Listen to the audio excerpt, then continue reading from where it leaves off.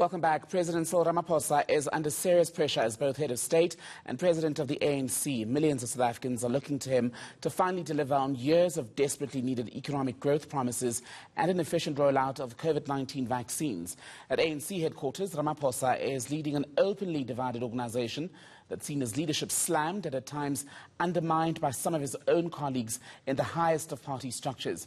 With local government elections expected to go ahead later this year and the ANC due to elect its leaders in 2022, political analyst and Professor Richard Calland has this week written about the challenges that lie in the way of Ramaphosa's path to a possible two-term or second term as president. Professor Calland joining us live now to talk more about this. Prof, always good to have you on. So is it not too soon to be having this conversation? No, I don't think it is, because so much rides on the question of whether or not Cyril Ramaphosa does get a second term.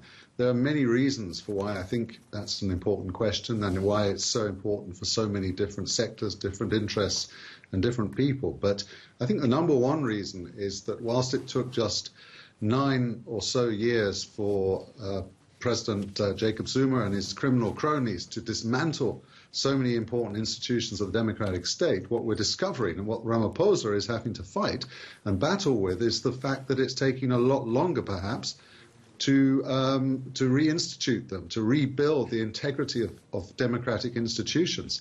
And it's going to take more than one term is the short point. It's going to take at least 2 terms. He needs another 6 or 7 years in government if he is to achieve his objectives. And that's just on the institutional side. On the economic side, there's a mountain to climb. And COVID, of course, has made that task even more difficult.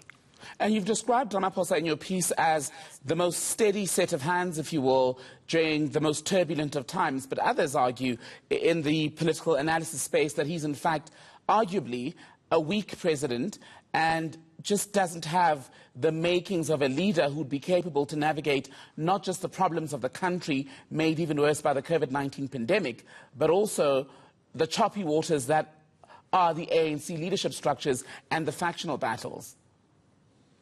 Well, look, he faces an extraordinarily tough leadership challenge, almost a perfect storm. You've got the governance crisis that I've briefly described in terms of having to rebuild a broken state or many state institutions. You've got the economic crisis, which has been worsened with the COVID pandemic and the economic impact of the pandemic the last year, and of the fiscal crisis, which he already had before COVID made it even worse. Plus, he's got this complex political deadweight that is the ANC, his own party, and the complexity of governing, in a sense, 2 places, 2 centres of power, as is often said.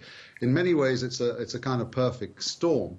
And the question is, what sort of leader does one need in a perfect storm? Is it someone who's kind of a visionary with a big strategic kind of compelling vision for the future that can bring the whole country with him? Or is it somebody who actually stay calm under pressure and navigate those choppy waters and slowly and carefully rebuild consensus and rebuild a broken social compact?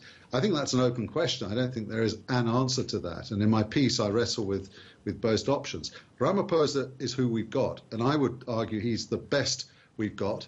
I don't think any scenario in which another person is the president of the country would be better. I think we'd be worse off. And that's why I think it's imperative that he does overcome, not just for his own interests, but for the country's, overcome the challenges that he faces.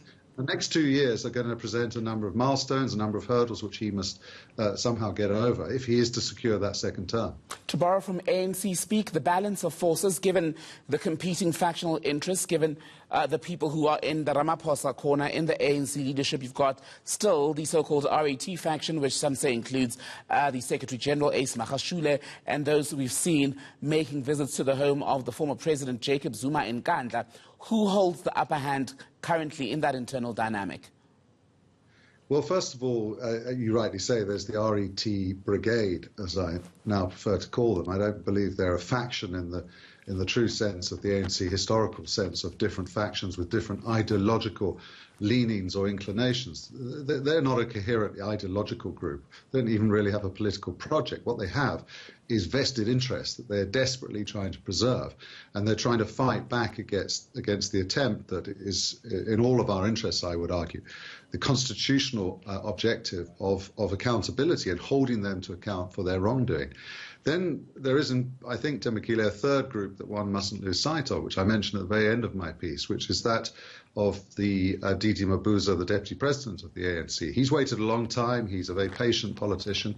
And by the way, I think it's important to perhaps recognize that it's not in his interest for the radical economic transformation brigade to prevail and succeed. He doesn't want Ace Magashule to be the next president of the ANC any more than Ramaphosa does. And so that interesting and unusual alliance, which was formed in 2017 ahead of the last ANC National Elective Conference between Mabuza and Ramaphosa, remains a very important kind of relationship within ANC politics. And it will be very interesting to see if it holds over the next year and a half in the lead up to the next ANC conference at the end of next year, which will seal Ramaphosa's fate. Professor Richard Calland, Associate Professor in Public Law at the University of Cape Town. Good to speak to you. Thank you.